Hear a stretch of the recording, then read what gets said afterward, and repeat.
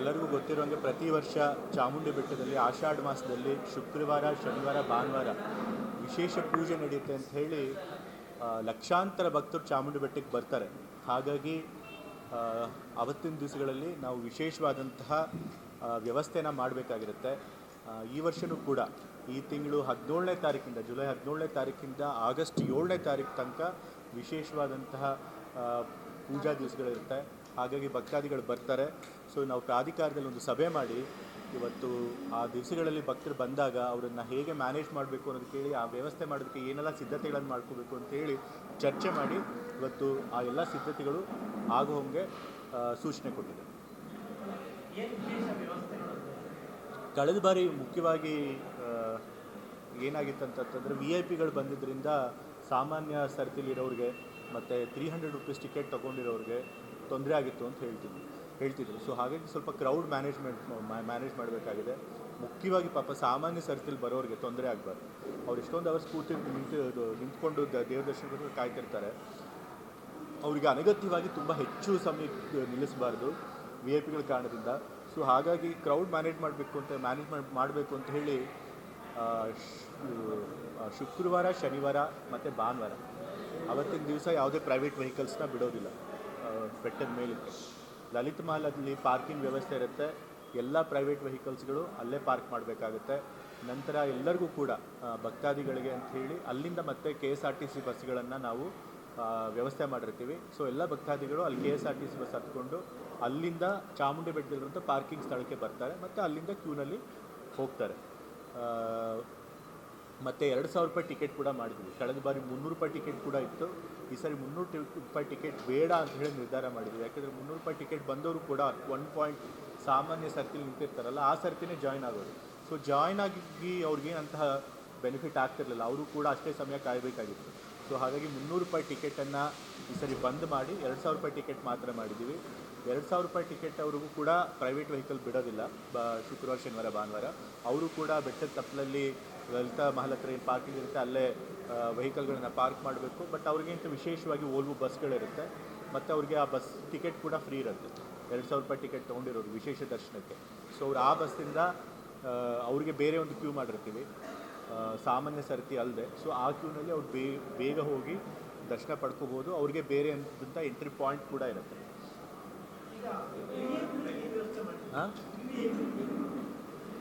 ಈಗ ಕಳೆದ ಬಾರಿ VIP ಗಳು ಏನಾಗ್ತಿತ್ತು ಅಂತಂದರೆ ಬೆಳಗಿಂದ ಸಾಯಂಕಾಲ ತನಕ ಕಂಟಿನ್ಯೂಸ್ ಆಗಿ ಬರ್ತಾಯಿತ್ತು. ಸೊ ಹಾಗಾಗಿ ಸಾಮಾನ್ಯ ಜನರಿಗೆ ತೊಂದರೆ ಆಗ್ತಿತ್ತು. ಸೊ ಈ ಸರಿ ಅದನ್ನು ತಡಿಬೇಕು ಅಂತ ಹೇಳಿ, ತಪ್ಪಿಸ್ಬೇಕು ಅಂತ ಹೇಳಿ ನಾವು VIP ಗಳಿಗೆ ಒಂದು ನಿಗದಿತವಾದ ಸಮಯ ಇಟ್ಟಿದ್ದೇವೆ. ಅವ್ರು ಆ ಸಮಯದಲ್ಲಿ ಮಾತ್ರ ಬರಬೇಕು. ಬೆಳಗ್ಗೆ ಒಂದು 4 ಅವರ್ ಇಟ್ಟಿರ್ತವೆ, ಸಾಯಂಕಾಲ ಒಂದು 3 ಅವರ್ ಇಟ್ಟಿದ್ದಾವೆ.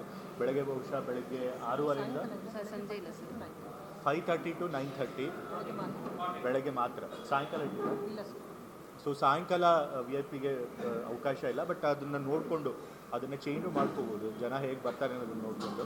ಸೊ VIP ಗಳಿಗೂ ಒಂದು ನಿಗದಿತವಾದ ಸಮಯ ಮಾಡಿದ್ವಿ, ಬೆಳಗ್ಗೆ 5:30ಯಿಂದ 9:00 ತನಕ. ಸೊ ಆ ಸಮಯದಲ್ಲಿ ಮಾತ್ರ ನಾವು VIP ಗಳಿಗೆ ದರ್ಶನ ಕೊಡ್ತೀವಿ. ಅವರು ಕೂಡ ಇಲ್ಲಿ ಆ ಮಹಿಷಾಸುರ ಸ್ಟ್ಯಾಚ್ಯೂ ಹತ್ರ ನಿಲ್ಲಿಸಿ ಅಲ್ಲಿಂದ ಅವ್ರಿಗೂ ಕೂಡ ಪ್ರಾಧಿಕಾರದಿಂದ ವೆಹಿಕಲ್ ಇರುತ್ತೆ. ಆ ವೆಹಿಕಲಲ್ಲೇ ಅವರು ಕೂಡ ಹೋಗಬೇಕು, ದರ್ಶನ ಮಾಡ್ಕೊಂಡು ಬರಬೇಕು. ಅವ್ರ ವೆಹಿಕಲ್ ಏನಿದ್ರು ಕೂಡ ಮಹಿಷಾಸುರ ಸ್ಟ್ಯಾಚ್ಯೂ ತನಕ ಅಷ್ಟೇ, ಯಾರಿಗೆ ಪ್ರೋಟೋಕಾಲ್ ಇರುತ್ತೆ ಅವ್ರಿಗೆ. ನಂತರ ಅಲ್ಲಿಂದ ಪ್ರಾಧಿಕಾರದಿಂದ ವಾಹನ ವ್ಯವಸ್ಥೆ ಇರುತ್ತೆ, ಅಲ್ಲಿಂದ ಅವ್ರು ಆ ವಾಹನ ಹತ್ಕೊಂಡು ಹೋಗ್ಬೇಕು.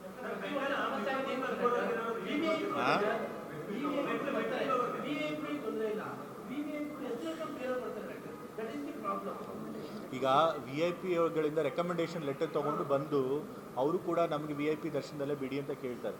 ಅದು ನಮಗೆ ತೊಂದರೆ ಆಗ್ತಿದೆ. ಸೊ ಹಾಗಾಗಿ ರೆಕಮೆಂಡೇಶನ್ ಲೆಟ್ರ್ ಇದ್ದರೆ ಅವ್ರಿಗೆ ನಾವು VIP ದರ್ಶನದಲ್ಲಿ ಕೊಡೋದಿಲ್ಲ.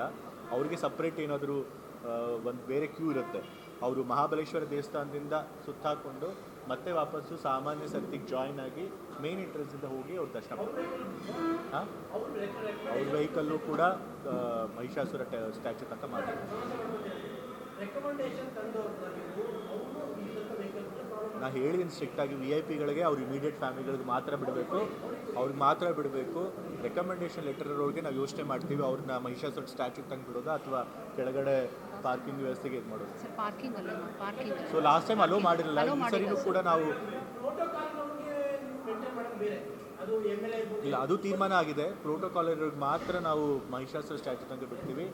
ಆದರೂ ವಿ ಐ ಪಿಗಳು ಲೆಟರ್ ತೊಗೊಂಡು ಏನಾದರೂ ಬಂದಿರ್ತಾರೆ, ಅವರನ್ನು ನಾವು ಬೆಟ್ಟದ ತಪ್ಪಲಲ್ಲೇ ನಿಲ್ಲಿಸಿ ಅವ್ರಿಗೆ ಮಾಮೂಲಿ ಬಸ್ಗಳಿಂದ ಹತ್ಕೊಂಡು ಅವ್ರು ಸಪ್ರೇಟ್ ಕ್ಯೂ ಇರುತ್ತೆ, ಆ ಕ್ಯೂನಲ್ಲಿ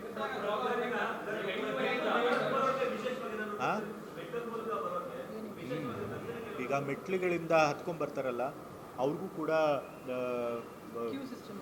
ಕ್ಯೂ ಸಿಸ್ಟಮ್ ಇರುತ್ತೆ. ಅವರು ಕೂಡ 2,000 ರೂಪಾಯಿ ಟಿಕೆಟ್ ತೊಗೊಂಡು ವಿಶೇಷ ದರ್ಶನ ತೊಗೊಳ್ಬೇಕಾದ್ರೆ ಅವಕಾಶ ಇರುತ್ತೆ. ಮತ್ತು ಸಾಮಾನ್ಯ ಸರ್ತಿಲಿ ಕೂಡ ಅವ್ರು ಬರಬೇಕಾಗತ್ತೆ. ಮತ್ತು ಬೆಟ್ಟ ಹತ್ತಬೇಕಾದ್ರೆ ನಾವು ಅವ್ರಿಗೆ ಏನೇನು ವ್ಯವಸ್ಥೆಗಳನ್ನು ಮಾಡಬೇಕು ಎಲ್ಲ ಮಾಡಿದ್ದೀವಿ. ಮೆಟ್ಲುಗಳೆಲ್ಲ ಏನಾದರೂ ರಿಪೇರಿ ಇದು ಡ್ಯಾಮೇಜ್ ಆಗಿದೆ ಅದೆಲ್ಲ ರಿಪೇರಿ ಮಾಡಬೇಕು ಅಂತ ಹೇಳಿದ್ದೀವಿ. ಮತ್ತು ಅಲ್ಲೆಲ್ಲ ಬ್ಯಾರಿಕೇಡಿಗೆ ಹಾಕಿರಬೇಕು ಅಂತ ಹೇಳಿದ್ದೇವೆ.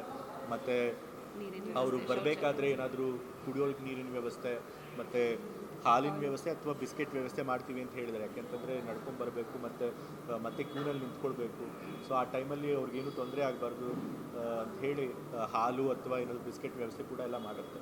ಮತ್ತು ರಕ್ಷಣಾ ಸಿಬ್ಬಂದಿಯವರು ಕೂಡ ಇದ್ದೇ ಇರ್ತಾರೆ. ಮತ್ತು ವೈದ್ಯಕೀಯ ಸಿಬ್ಬಂದಿಯವರು ಕೂಡ ಇರ್ತಾರೆ.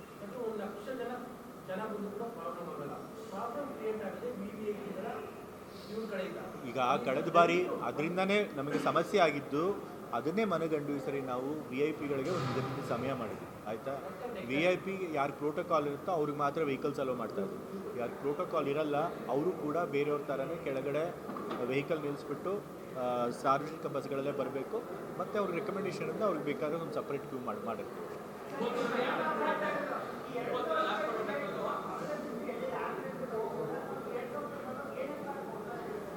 ಈಗ 2,000 ರೂಪಾಯಿ ಟಿಕೆಟ್ಗಳಿಗೆ ಕೌಂಟರ್ಗಳು ಪಾರ್ಕಿಂಗ್ ಹತ್ರನೂ ಇರುತ್ತೆ, ಬೆಟ್ಟದ ಮೇಲೂ ಇರುತ್ತೆ. ಆ್ಯಪ್ ಮಾಡಿದ್ದೀವಿ, ಆ್ಯಪ್ನಲ್ಲಿ ಕೂಡ 2,000 ರೂಪಾಯಿ ಟಿಕೆಟ್ನ ಅವ್ರಿಗೆ ತೊಗೋಬೋದು. ಮತ್ತು 2,000 ರೂಪಾಯಿಗೆ ವಿಶೇಷವಾಗಿ ಒಂದು ಕಿಟ್ ಬೇರೆ ಮಾಡಿದ್ದೀವಿ. ಶ್ರೀಚಕ್ರ ಸಿಂಬಲ್ ಇರುವಂಥ ಒಂದು ಕಿಟ್ಟು. ಓಕೆ, ಅದು ಲಾಸ್ಟ್ ಟೈಮ್ ಮಾಡಿದ್ವಿ. ಓಕೆ, ಈ ಬಾರಿ ಒಂದು ಕಿಟ್ ಮಾಡಿ ಅದರೊಳಗೆ ಒಂದು ವಾಟರ್ ಬಾಟಲ್ಲು, ಒಂದು ಚಾಮುಂಡೇಶ್ವರಿ ದೇವಿಯ ಒಂದು ಫೋಟೋ, ಪ್ರಸಾದ, ಲಡ್ಡು ಪ್ರಸಾದ.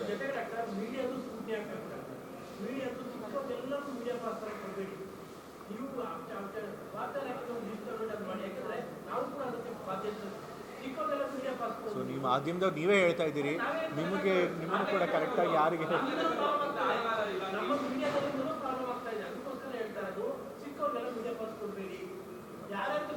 ಅದನ್ನು ನೋಡಿಬಿಟ್ಟು ಲಿಮಿಟೆಡ್ ನಂಬರ್ಸ್ ಎಷ್ಟು ಅಗತ್ಯ ಇದೆಯೋ ಅಷ್ಟು ಮಾತ್ರ ನೋಡಿ ಕೊಡ್ತೀವಿ. ಏನು ಕೊಟ್ರೆ ಲೈವ್ ಮಾಡ್ತಾ ಇದ್ದೀವಿ.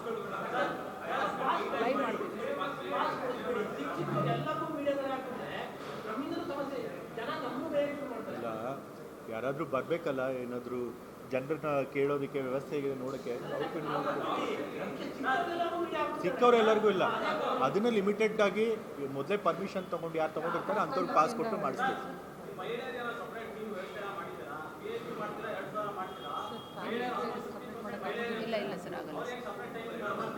ಇಲ್ಲ, ಇದು ಅಲ್ಲಿ ಕ್ಯೂನಲ್ಲಿ ಸಿಂಗಲ್ ಪರ್ಸನ್ ಕ್ಯೂ ಇರೋದ್ರಿಂದ ಅವ್ರಿಗೆ ಸಪ್ರೇಟಾಗಿ ಯಾವುದೇ ಕ್ಯೂ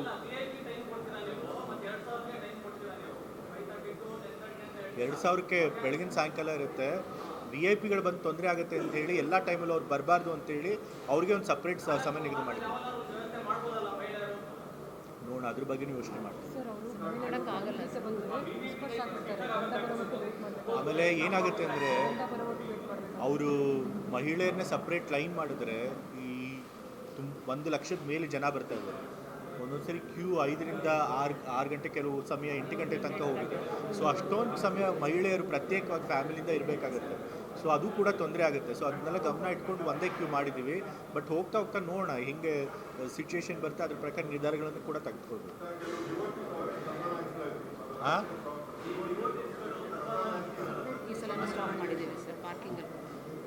ಈಗ DOTಗಳು ತಾವೇ ಬಂದು ಸೇವಾರ್ಥವಾಗಿ ಪ್ರಸಾದ ಕೊಡಬೇಕು ಅಂತಂತಂದರೆ ಕೆಳಗಡೆ ಲಲಿತ್ ಮಲ್ ಪಾರ್ಕಿಂಗ್ ಇರುತ್ತಲ್ಲ, ಅಲ್ಲಿ ಮಾತ್ರ ಕೊಡಬೇಕು ಅಂತ ಹೇಳಿ ನಾವು ಹೇಳಿ. ಇಲ್ಲ, ಯಾರಿಗೂ ಕೂಡ ಬೆಟ್ಟದ ಮೇಲೆ ಅವಕಾಶ ಮಾಡಿಕೊಡ್ತಿಲ್ಲ. ಕೆಳಗಡೆ ಪಾರ್ಕಿಂಗ್ ಜಾಗದಲ್ಲಿ ಎಲ್ಲರೂ ಕೂಡ ಅಲ್ಲೇ ಪಾರ್ಕ್ ಮಾಡಿ ವೆಹಿಕಲ್ಸ್ ಮೇಲೆ ಹೋಗೋದ್ರಿಂದ ಎಲ್ಲ ಭಕ್ತಾದಿಗಳು ಅಲ್ಲಿ ಬಂದೇ ಬರ್ತಾರೆ.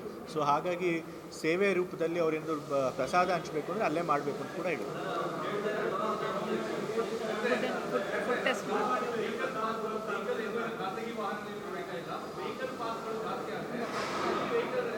ಯಾರಿಗೂ ವೆಹಿಕಲ್ ಪಾಸೇ ಕೊಡ್ತಾ ಇಲ್ಲ.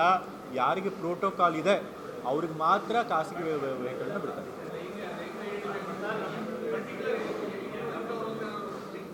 ಪ್ರೋಟೋಕಾಲ್ ಇರುತ್ತೆ ಕೆಲವ್ರಿಗೆ, ಮಿನಿಸ್ಟ್ರಿಗಳಿಗಿರುತ್ತೆ, ಮಂತ್ರಿಗಳಿಗಿರುತ್ತೆ, MLAಗಳಿಗಿರುತ್ತೆ. ಸೊ ಆ ಥರದ್ದು ಪ್ರೋಟೋಕಾಲ್ ಮೊದಲೇ ಏನಿದೆ ನಮ್ಮದು ಡಿಸೈಡ್ ಆಗಿದೆ, ಅವ್ರಿಗೆ ಮಾತ್ರ ಬಿಡ್ತೀವಿ ಅಷ್ಟೇ. ಹೌದೌದು. ಪ್ರಾಬ್ಲಮ್ ಆಗೋದು AP ಗಳು ಮತ್ತು ಅವ್ರ ಇಮಿಡಿಯೇಟ್ ಫ್ಯಾಮಿಲಿಯಿಂದಲ್ಲ, ಅವ್ರನ್ನ ರೆಕಮೆಂಡೇಶನ್ ಲೆಟರ್ ತೊಗೊಂಡ್ಬರ್ತಾರಲ್ಲ ಅವರಿಂದ ಪ್ರಾಬ್ಲಮ್ ಆಗೋದು. ಸೊ ಅದನ್ನು ತಡೆಯೋದಕ್ಕೆಲ್ಲ ವ್ಯವಸ್ಥೆ ಮಾಡಿದ್ವಿ.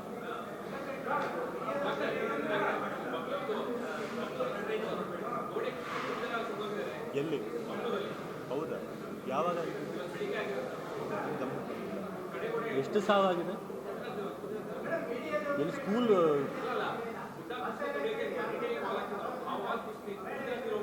ಹೌದಾ?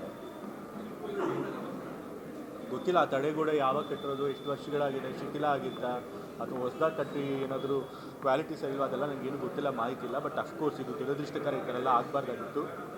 ಅಧಿಕಾರಿಗಳಲ್ಲಿ ಯಾರು ಸಂಬಂಧಪಟ್ಟಿರ್ತಾರೆ ಮತ್ತು ಅಲ್ಲಿ ಸಚಿವರು ಯಾರು ಸಂಬಂಧಪಟ್ಟಿರ್ತಾರೆ ಖಂಡಿತ ಇದನ್ನು ಗಮನಕ್ಕೆ ತೆಗೆದುಕೊಂಡು ಅದ್ರ ಬಗ್ಗೆ ಮಾಹಿತಿ ಪಡ್ಕೊಳ್ತಾರೆ. ಸರಿಯಾಗಿ ಮಾಹಿತಿ ಇಲ್ಲ ಅಂದರೆ ತನಿಖೆ ಮಾಡಿ ಅದಕ್ಕೆ ಏನು ಕ್ರಮ ತೆಗೆದುಕೊಂಡು ತೆಗೆದುಕೊಂಡು.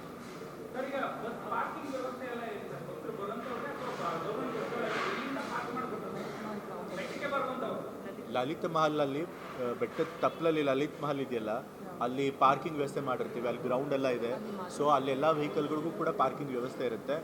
ಅಲ್ಲಿಂದ ಮತ್ತೆ ಅವರು ಸಾರ್ವಜನಿಕ ಬಸ್ಗಳಲ್ಲೇ ಮೇಲೆ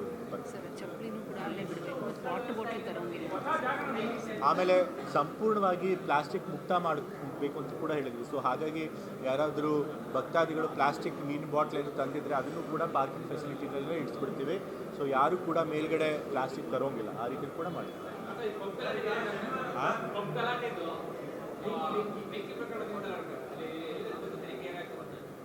ಈಗಾಗಲೇ ಯಾರ್ಯಾರು ಅದಕ್ಕೆ ಜವಾಬ್ದಾರರು ಇರ್ತಾರೆ ಅಧಿಕಾರಿಗಳು, ಎಕ್ಸೈಸ್ ಡಿಪಾರ್ಟ್ಮೆಂಟ್ನಲ್ಲಿ ಸೂಪರಿಂಟೆಂಡೆಂಟ್ ಹಿಡಿದು ಎಕ್ಸೈಸ್ ಇನ್ಸ್ಪೆಕ್ಟರ್ ಹಿಡಿದು DC ತನಕನೂ ಕೂಡ ನಾವು ಸಸ್ಪೆಂಡ್ ಮಾಡಿದ್ದೀವಿ. ಮತ್ತು ಪೊಲೀಸವ್ರಿಗೂ ಹೇಳಿದ್ದೀವಿ ಯಾರು ಅದಕ್ಕೆ ಆ ಜ್ಯೂರಿಸ್ಡಿಕ್ಷನ್ ಇರುತ್ತೆ ಅವ್ರ ಮೇಲೆ ಕ್ರಮ ತೆಗೆದುಕೊಳ್ಬೇಕು ಅಂತ ಹೇಳಿ. ಅದಾದಮೇಲೆ ಕೂಡ ಎಲ್ಲ ಕಡೆ ಹೋಗಿ ನೀವು ಎಕ್ಸಾಮಿನ್ ಮಾಡಿ, ಇಡೀ ಮೈಸೂರು ಸಿಟಿನಲ್ಲಿ ಯಾರು ಈ ರೀತಿ ಅಕ್ರಮವಾಗಿ ಪರವಾನಗಿ ಇಲ್ಲದೆ ಮಾಡ್ತಿರ್ತಾರೆ ಅಂಥವ್ರ ಮೇಲೆ ಕೂಡ ಕ್ರಮ ತೆಗೆದುಕೋಬೇಕು ಅಂತ ಹೇಳಿದ್ವಿ. ಅದಾದಮೇಲೆ DC ಅವರು ಕೂಡ ಮೀಟಿಂಗ್ ಮಾಡಿದರು. ಅದಾದಮೇಲೆ ಎಕ್ಸೈಸ್ ಡಿಪಾರ್ಟ್ಮೆಂಟ್ ಅವರು, ಪೊಲೀಸ್ ಡಿಪಾರ್ಟ್ಮೆಂಟ್ ಅವರು ಎಲ್ಲ ಕಡೆ ಹೋಗಿ ಎಕ್ಸಾಮಿನ್ ಮಾಡಿದ್ದಾರೆ, ಚೆಕ್ ಮಾಡಿದ್ದಾರೆ. ಆದರೆ ಯಾರಾದರೂ ಪರವಾಗಿ ಇಲ್ಲದೆ ಇದ್ದವ್ರನ್ನೆಲ್ಲ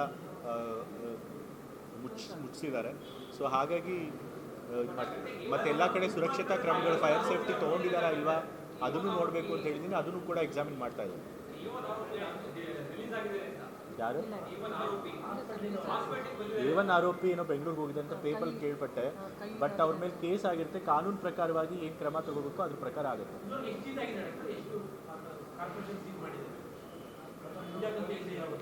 ಕಮಿಷನರ್ ಅವರೇ, ನೀವೇನಾದರೂ? ನಮ್ಮಿಂದ ಟೋಟಲ್ ಎಲ್ಲ ಝೋನ್ಸಲ್ಲಿ ಮುಚ್ಚಿಸಿದ್ದೀವಿ ಸರ್. ಇಲ್ಲಿ ವೈಲೇಷನ್ ಆಗಿ ಮಾಡಿದ್ದಾರೆ. ಎಷ್ಟು ಮುಚ್ಚಿದ್ದೀವಿ ಅಂತ ಕೇಳಿ? 18ಕ್ಕಿಂತ ಜಾಸ್ತಿ ಅಂತ ವೈಲೇಷನ್ನ ನಾವು ಮುಚ್ಚಿಸಿದ್ವಿ ಸರ್. ಪೊಲೀಸ್ ಡಿಪಾರ್ಟ್ಮೆಂಟ್ ಅವ್ರು ನೀವು ಯಾವುದಾದ್ರು ನೀವು ಜೊತೆ ಹೋಗಿ ಹಾಂ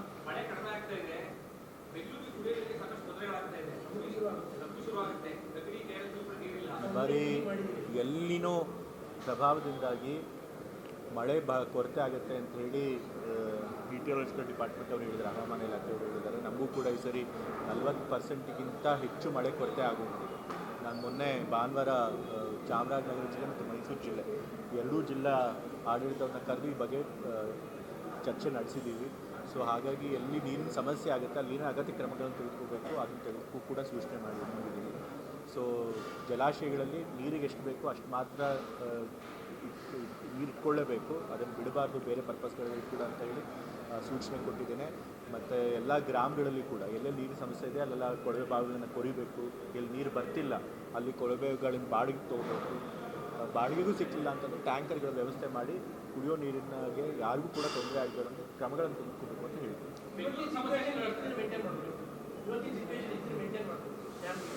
ಈಗ ಗೊತ್ತಿಲ್ಲ, ಕೊಳವೆ ಬಾವಿಗಳು ಬಂದರೆ ನಮಗೆ ಗೊತ್ತಿರೋ ಪ್ರಕಾರ ನಮ್ಮ ಇಡೀ ಡಿಸ್ಟ್ರಿಕ್ಟ್ ಚಾಮರಾಜನಗರ ಮೈಸೂರು ಗ್ರೀನ್ ಝೋನಲ್ಲಿ. ಸೊ ಸಫಿಷಿಯೆಂಟ್ ಅಂಡರ್ಗ್ರೌಂಡ್ ವಾಟರ್ ಇದೆ. ಸೊ ಅಕಸ್ಮಾತ್ ಜಲಾಶಯಗಳು ತುಂಬಲಿಲ್ಲ ಅಂತಂತಂದರೆ ನದಿ ಮೂಲದಿಂದ ಕೊಡೋಕ್ಕಾಗಿಲ್ಲ ಅಂದರೂ ಕೂಡ ಅಂಡರ್ಗ್ರೌಂಡ್ ವಾಟರ್ನ ನಾವು ಕೊಡ್ತಿದ್ದೀವಿ. ಸೊ ಅಧಿಕಾರಿಗಳ ಪ್ರಕಾರ ಈಗ ಸದ್ಯಕ್ಕೆ ಏನೂ ತೊಂದರೆ ಇಲ್ಲ. ಈ ಮಾನ್ಸೂನ್ ಸೀಸನ್ನ ನಾವು ಎದುರಿಸ್ಬೋದು ಕುಡಿಯೋ ನೀರು.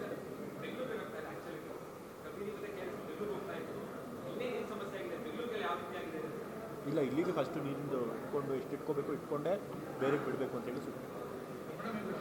ಮೀಡಿಯಾದವರಿಗೆ ಪಾರ್ಕಿಂಗ್ ಮಹಿಷಾಸುರ ಅಂತ ಅವ್ರಿಗೆ ದಯವಿಟ್ಟು ಇನ್ಸ್ಟ್ರಕ್ಷನ್ ಕೊಡಿ. ಎಂಟ್ರೆನ್ಸಲ್ಲಿ ಪ್ರತಿ ವರ್ಷ ಮಹಿಷಾಸುರ ಪಾರ್ಕಿಂಗ್ ಮಾಡಿ ನಮ್ಮ ಪಾರ್ಕ್ ನಾವು ಹೋಗ್ತೀವಿ. ಸ್ಟಾರ್ಟಿಂಗ್ ಇಲ್ಲ ಹೇಳಿಲ್ಲ ಸರ್ ಅಂತ ದಯವಿಟ್ಟು ಯಾರಿಗೂ ಕೂಡ ಮಹಿಷಾಸುರ ಸ್ಟ್ಯಾಚ್ಯೂಯಿಂದ ಎಂಟ್ರೆನ್ಸ್ ಇಲ್ಲ. ಈವನ್ ವಿ ಐ ಪಿಗಳಿಗೂ ಕೂಡ ಇಲ್ಲ. ಅವ್ರು ವೆಹಿಕಲ್ ಬಿಡೋದೇ ಇಲ್ಲ. ಅವರು ಕೂಡ ಪ್ರಾಧಿಕಾರದ ಏನು ವೆಹಿಕಲ್ ಮಾಡಿರ್ತಾರೆ ಆ ವೆಹಿಕಲಲ್ಲೇ ಹೋಗ್ಬೇಕು.